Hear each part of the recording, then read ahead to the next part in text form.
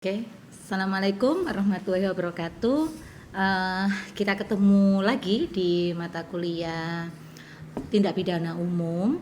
Seperti yang saya sampaikan di video sebelumnya, bahwa saya sudah menjelaskan di pengantar. Video sebelumnya itu pengantar ya teman-teman.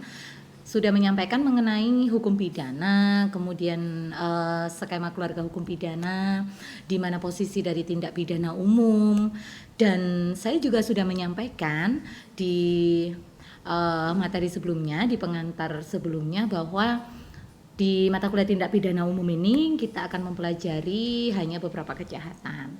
Nah, di situ ada kaitannya dengan unsur-unsur tindak pidana. Yang akan saya sampaikan sekarang, saya akan mengingatkan kembali, mereview kembali materi mengenai tindak pidana atau delik dan beserta unsur-unsurnya. Mungkin teman-teman sudah lupa atau perlu memorinya di-refresh kembali sambil saya tampilkan di sini.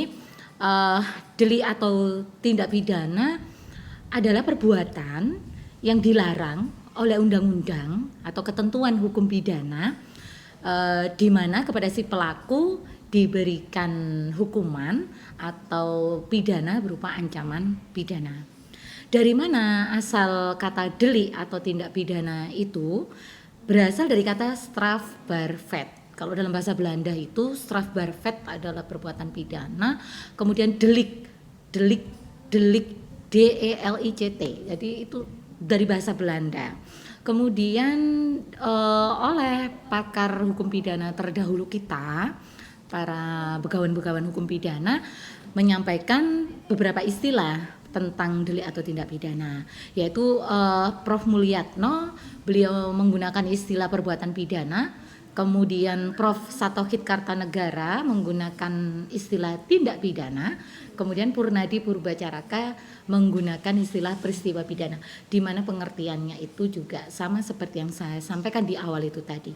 Nah, saya lebih suka menggunakan istilah delik atau tindak pidana. Antara dua istilah inilah saya sering menyebut. Kenapa ya? Untuk memudahkan saya saja menyebutnya lebih enak delik atau tindak pidana. Tadi sudah saya sampaikan ada beberapa pengertian tindak pidana secara umum yang saya sampaikan, tapi di sini ada pengertian dari para pakar. Saya mengingatkan lagi kalau Simon itu dia mengatakan perbuatan pidana itu tindak pidana adalah perbuatan manusia yang dilarang, diancam dengan pidana dan dilakukan oleh orang yang dapat dipertanggungjawabkan. Kemudian Pompe dia mengatakan bahwa tindak pidana atau delik itu adalah pelanggaran norma, baik yang dilakukan secara sengaja atau tidak sengaja, dan kepada si pelaku diberi sanksi untuk tertib hukum dan kepentingan umum. Dari pengertian ini nanti kita bisa menyimpulkan bahwa unsur tindak pidana itu apa saja. Nah, di situ pentingnya kita mempelajari unsur-unsur tindak pidana yang kemudian masuk di dalam pasal-pasal KUHP yang nantinya akan kita pelajari di mata kuliah tindak pidana umum. Mengenai pembagian delik, teman-teman bisa membuka kembali skema tentang pembagian delik. Saya pernah membagikan, mungkin nanti saya akan coba tampilkan lagi skema pembagian delik. Di sini sudah ada pengertian yang akan saya berikan, nanti bisa dibaca saja ya, karena di sini saya lebih menekankan kepada unsur-unsur tindak pidananya. Nanti pembagian delik bisa dibaca-baca lagi saja. Seperti yang disampaikan sebelumnya itu tadi, saya mengambil pengertian dari beberapa pakar itu tadi, baik dari Simon maupun Pompe. Di sini unsur-unsur delik itu ada dari aliran monistis, kemudian ada dari aliran dualistis. Aliran monistis dia membagi unsur dari delik itu menjadi 1. Suatu perbuatan, 2. Melawan hukum, 3. Diancam dengan sanksi, kemudian 4. Dilakukan dengan kesalahan, 5. Dilakukan oleh orang yang dapat dipertanggungjawabkan. Ini tadi pengertian dari Simon. Kemudian aliran dualistis, unsur-unsurnya adalah suatu perbuatan, kemudian melawan hukum dan diancam dengan sanksi pidana.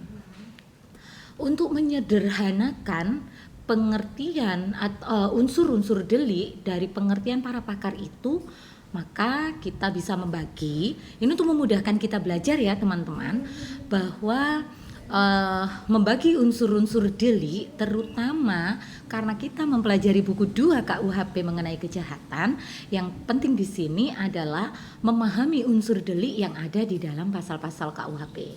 Sebenarnya ini materi sudah disampaikan di mata kuliah hukum pidana semester 2, tapi memang perlu direview kembali.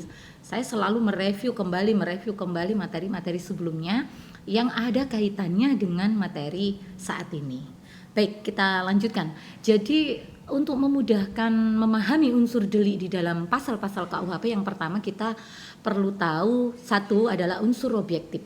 Apa saja di dalam unsur objektif itu? Yang pertama, suatu perbuatan, kemudian yang kedua, suatu akibat, yang ketiga, suatu keadaan, di mana ketiganya, jadi perbuatan, akibat, keadaan ini dilarang dan diancam dengan pidana. Jadi lebih mudah unsur objektif itu kita memahami bahwa ini kita lihat dari sisi perbuatannya.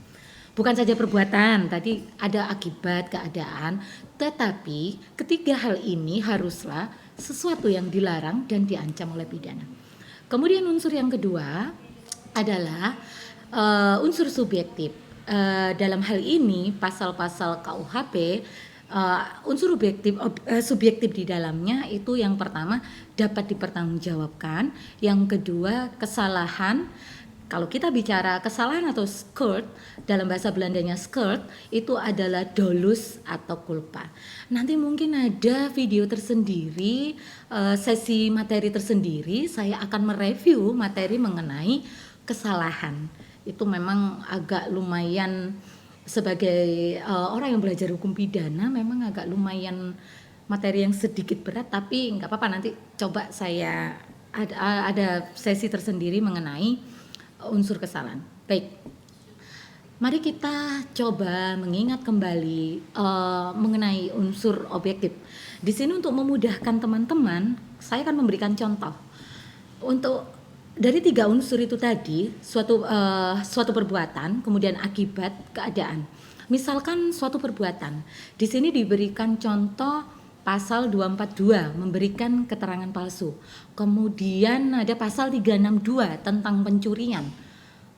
Barang siapa dengan melawan hukum mengambil barang sebagian, barang siapa mengambil barang sebagian atau keseluruhan milik orang lain dengan cara melawan hukum, maka diancam dengan pencurian dengan pidana penjara maksimal 5 tahun.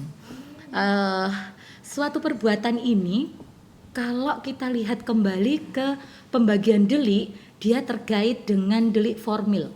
Apa itu delik formil? Yaitu delik yang perbuatannya dilarang oleh undang-undang. Jadi seperti pencurian itu menurut delik formil ditegaskan pun di dalam undang-undang, mencuri apapun itu pasti dilarang oleh undang-undang. Pengertiannya seperti itu. Berbeda dengan contoh unsur objektif yang suatu akibat. Nah, suatu akibat ini misalkan contohnya pasal 338 mengakibatkan matinya orang lain, yang sering kita kenal dengan pembunuhan. Nah, suatu akibat ini kalau kita kaitkan dengan pembagian delik, dia termasuk delik material. Apa itu delik material? Delik material adalah delik yang akibatnya dilarang oleh undang-undang. Jadi kita lihat dulu dari akibat itu. Kalau membunuh nyamuk itu ya nggak apa-apa, itu bukan kejahatan. Tapi ketika yang menjadi objek atau korban itu adalah manusia, maka itu akan menjadi delik material. Makanya suatu akibat itu delik material adalah akibat yang dilarang oleh undang-undang. Kemudian kita juga bisa memasukkan suatu keadaan sebagai contoh dari unsur objektif. Misalkan pasal 281 melakukan tindak pidana kesusilaan di muka umum. Jadi ada keadaan suatu kejahatan delik melanggar susila di depan umum. Itu kembali lagi contoh unsur objektif ini adalah 3 halnya harus dilarang oleh undang-undang dan diancam dengan pidana. Baik, mungkin bisa sedikit karena mereview sedikit, memang agak berat tapi semoga bisa mengingatkan ingatan teman-teman ya materi ini, karena ini nanti yang akan kita kaitkan dengan tindak pidana umum. Selanjutnya unsur subjektif. Unsur subjektif itu lebih mudah kita memahami bahwa ini terkait dengan orang atau pelaku sebagai subjek hukum, orang yang melakukan tindak pidana. Ada dua disebutkan bahwa unsur subjektif itu, yang pertama dapat dipertanggungjawabkan, yang kedua adalah unsur kesalahan. Nah, unsur dapat dipertanggungjawabkan ini, apa sih unsur dapat dipertanggungjawabkan itu ya? Unsur dapat dipertanggungjawabkan adalah orang dikatakan mampu bertanggung jawab itu adalah keadaan jiwa seseorang yang satu, orang ini dianggap dia mengerti nilai arti atau nilai perbuatannya. Dia mengerti akibat, nilai dari akibat perbuatannya. Kemudian orang dikatakan mampu bertanggung jawab itu adalah orang yang mampu menentukan kehendak atas perbuatannya. Dia tahu perbuatannya, dia ingin apa, dia melakukan apa, itu adalah orang yang mampu bertanggung jawab. Dan yang terakhir, yang penting, bahwa unsur dapat dipertanggungjawabkan, orang dikatakan mampu bertanggung jawab itu adalah orang yang dia sadar bahwa perbuatan itu dilarang, baik oleh hukum, oleh kemasyarakatan, maupun oleh kesusilaan, ataupun agama.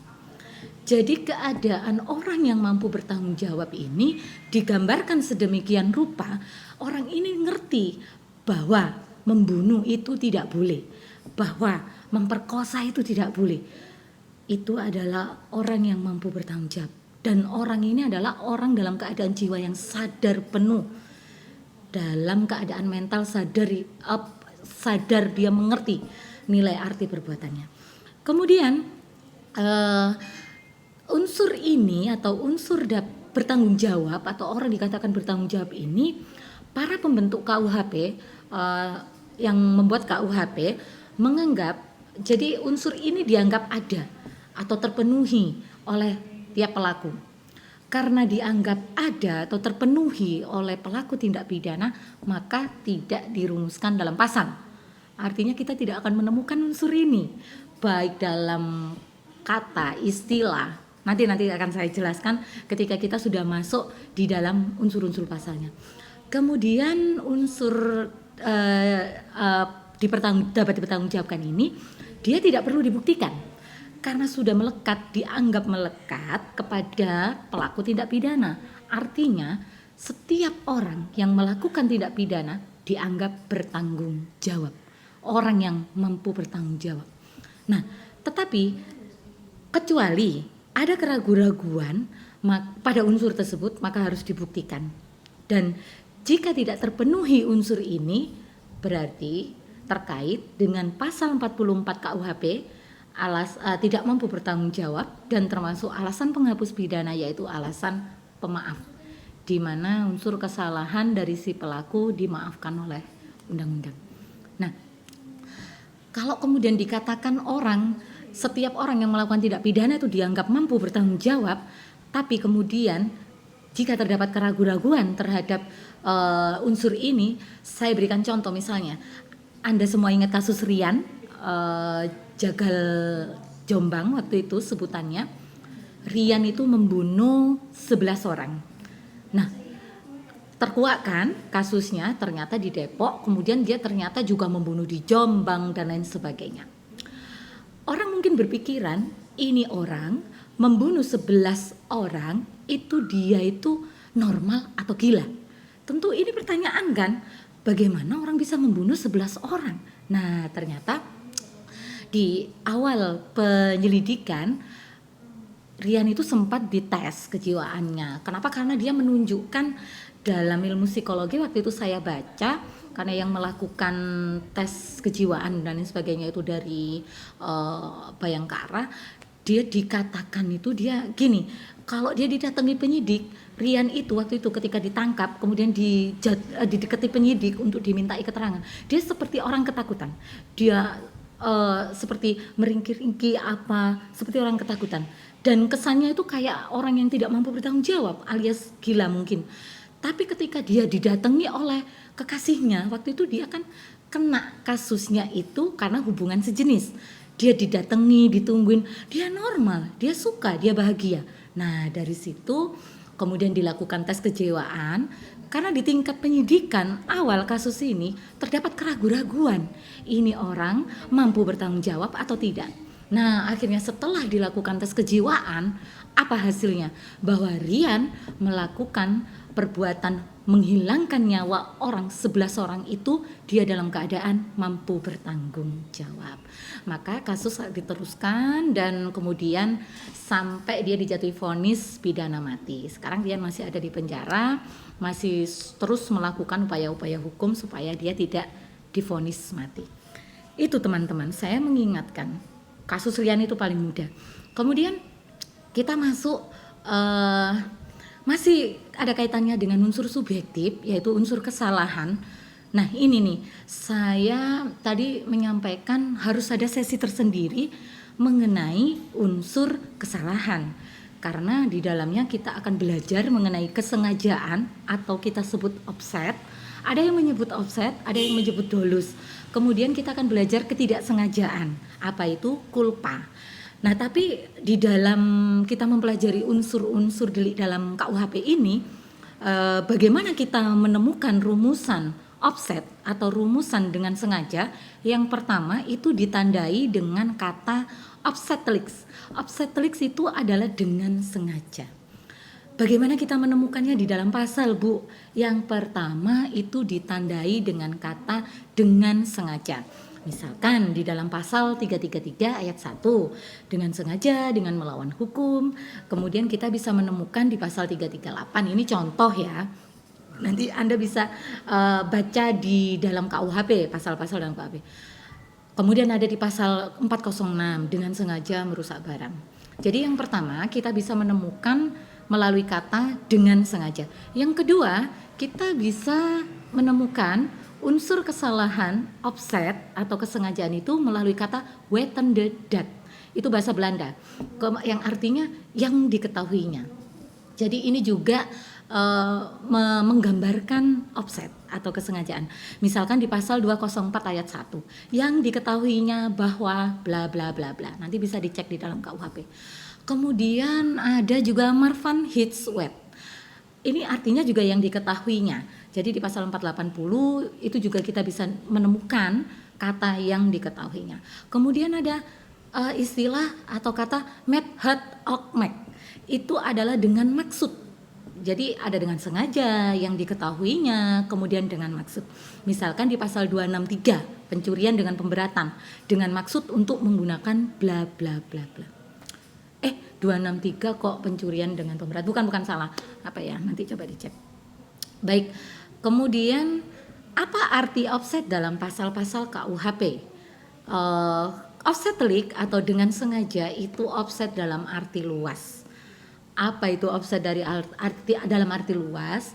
Nanti akan kita masuk dalam sesi unsur kesalahan. Saya harus mengingatkan kembali teman-teman mengenai materi kesengajaan. Kemudian wetende dat yang diketahuinya itu offset als ook mek dan offset bit zekerheid bewustzijn. Apa itu, Bu? Ya, offset dengan maksud, kesengajaan dengan maksud, dan unsur kesengajaan yang kemungkinan diketahui. Kemudian ada met het ok mek.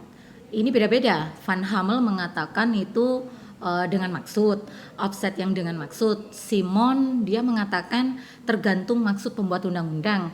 Pompe dia mengatakan itu bisa diartikan kesengajaan secara luas, kecuali maksud pembuat undang-undang adalah sebaliknya. Memang ini agak berat, nanti kita sesi tersendiri saja. Tapi Anda perlu tahu, saya ulangi lagi bahwa unsur kesengajaan bisa ditemukan di dalam pasal-pasal KUHP melalui 3 kata, dengan sengaja, yang diketahuinya, dan dengan maksud. Kemudian Ada juga offset yang tidak dinyatakan sebagai unsur. Para pendiri KUHP dia mengatakan untuk kejahatan selalu memang kejahatan itu banyak yang dilakukan dengan sengaja atau kesengajaan, kecuali pasal-pasal itu menentukan lain. Nah, ada unsur offset yang diketahui dari kata-kata lain, misalkan di dalam pasal 167, barang siapa memaksa masuk pada sebuah bla bla bla. Kemudian pasal 146, 173, 175, 285 kita temukan dengan kekerasan.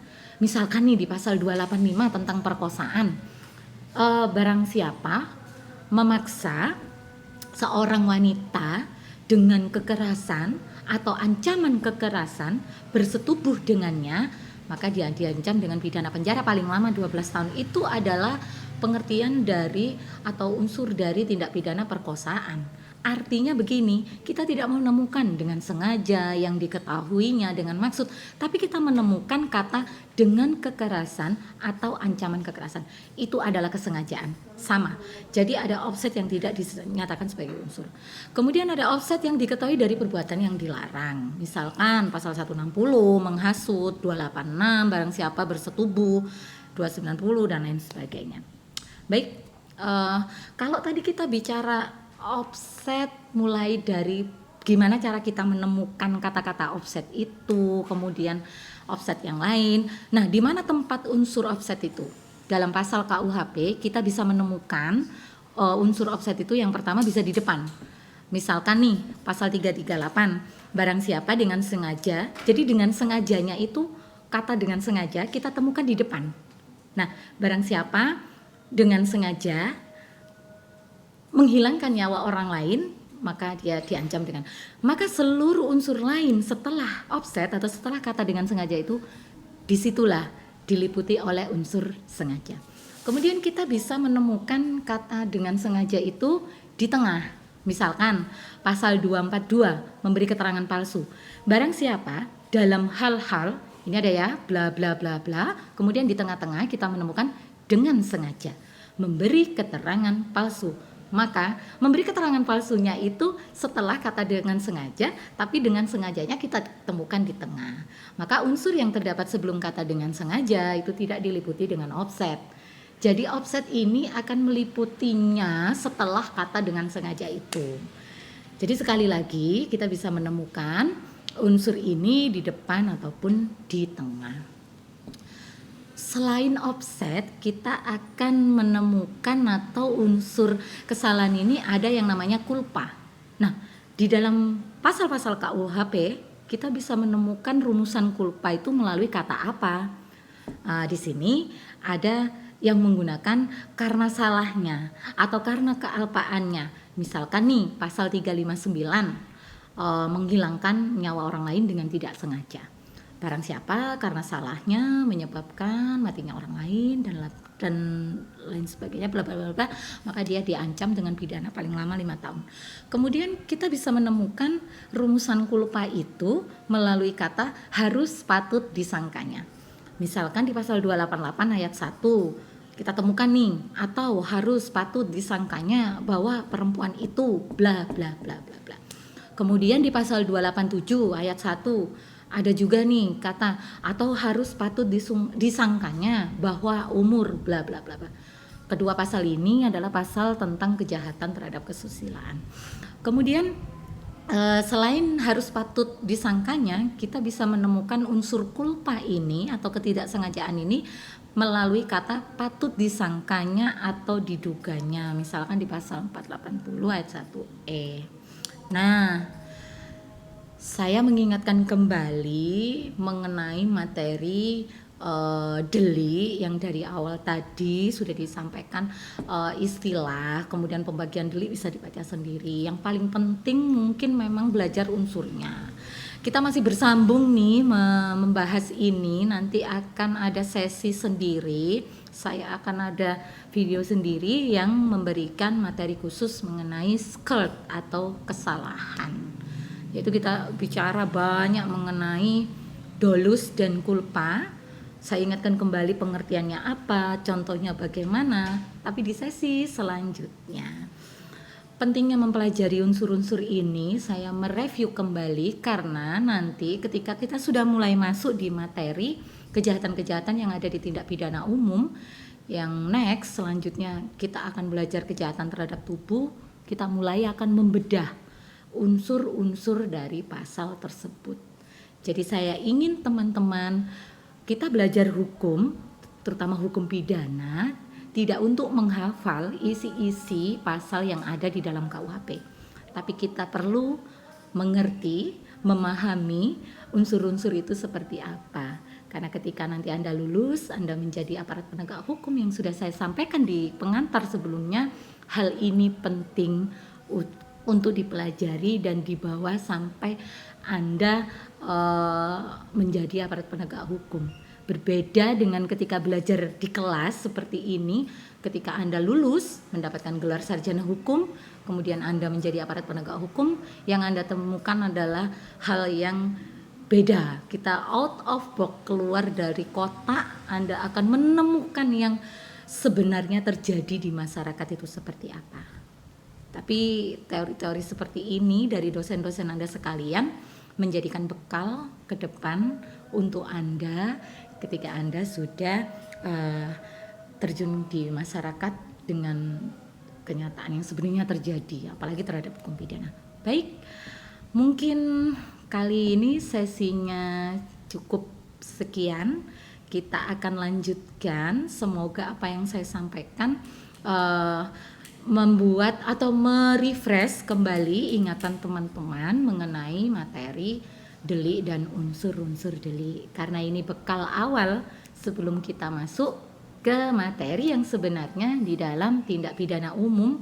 Sekali lagi, nanti kita selanjutnya akan belajar mengenai kejahatan terhadap tubuh dulu. Apa itu kejahatan terhadap tubuh? Silakan dibaca-baca dulu.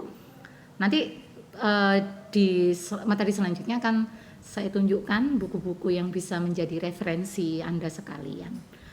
Oke, terima kasih atas atensinya mendengarkan, menonton video ini.